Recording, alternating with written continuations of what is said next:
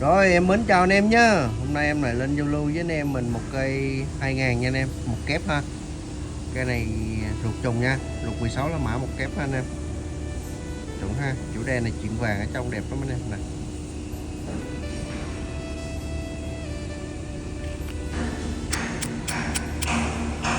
Cây này qua sử dụng rồi nhưng mà còn rất là đẹp nha anh em.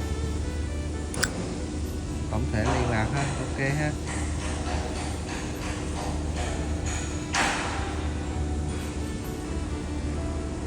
Lề lỗ nguyên zin nha anh em.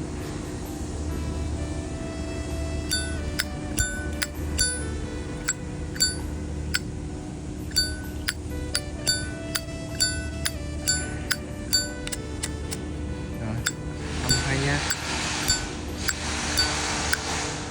Rồi anh em yêu thích cái này thì cứ liên hệ cho em nha.